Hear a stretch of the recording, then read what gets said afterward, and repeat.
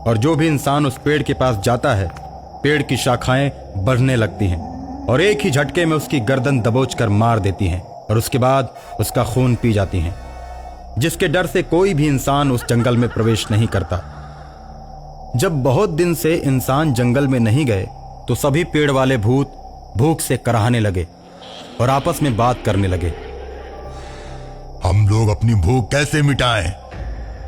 भूतों के बीच एक अहंकारी भूत बोलता है, हम लोग गांव की तरफ जाकर अपने अपने तरीके से लोगों के मान से अपना भूख मिटाएंगे और उनके खून से अपनी प्यास बुझाएंगे।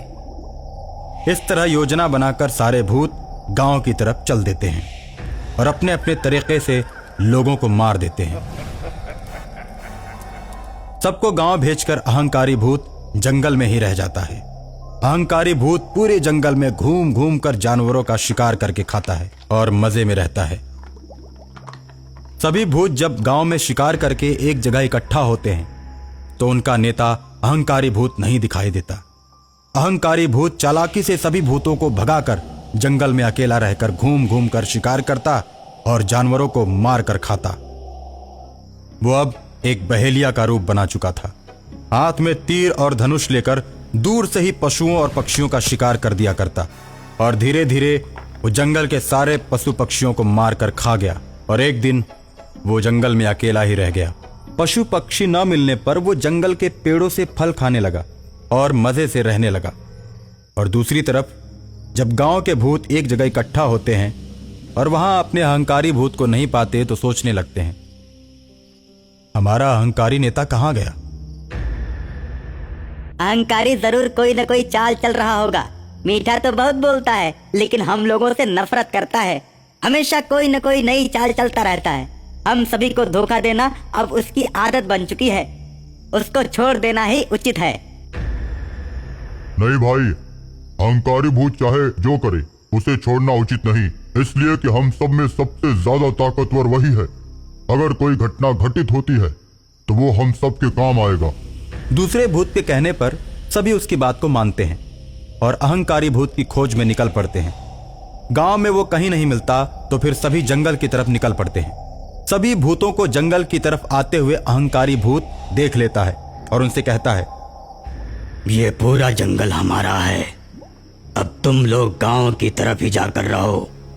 ऐसा है कि हम लोगों की जनसंख्या बहुत अधिक हो चुकी है, एक जगह सभी का रहना ठीक नहीं। तुम लोग भी अपना अपना गांव बांट लो और एक एक गांव में एक एक भूत हो जाओ, उसके बाद सब मजे से रहेंगे। नहीं अहंकारी भाई, एकता में ही बल है। अगर कोई भी मुसीबत आएगी तो हम सब एक साथ मिलकर उसका मुकाबला करेंगे। ऐसे जब हम लोग अलग अलग हो जाएंगे तो हम कमजोर पड़ जाएंगे। अब तुम हमें सिखाओगे, भूत कभी भी कमजोर नहीं होता। हम लोगों की शक्तियों का कोई अंत नहीं। हम लोग अकेले ही इस दुनिया से काफी ज्यादा ताकतवर हैं। फिर मुसीबतों का सामना करने में डर कैसा? जैसी मुसीबत आएगी हम उसका सामना करेंगे। परेशानी आने पर हम एक हो जाएंगे। नहीं, आज हम तुम्हारा कहना नहीं मानेंगे। हम लोग तुम्हारे साथ ही रहेंगे।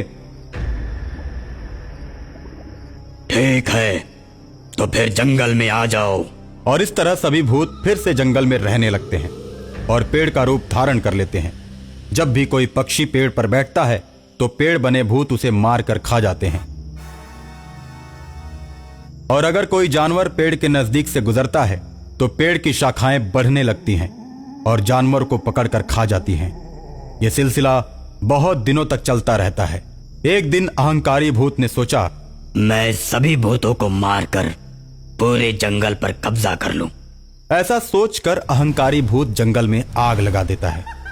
आग लगते ही जंगल के सारे पेड़ जलने लगते हैं। उन पेड़ों के साथ साथ भूत बने पेड़ भी आग में जल जाते हैं और इस तरह अहंकार से भरा हुआ भूत अपने सभी भाइयों को मार देता है और अकेला होकर पूरे जंगल पर एक छत्र राज करने लगता है।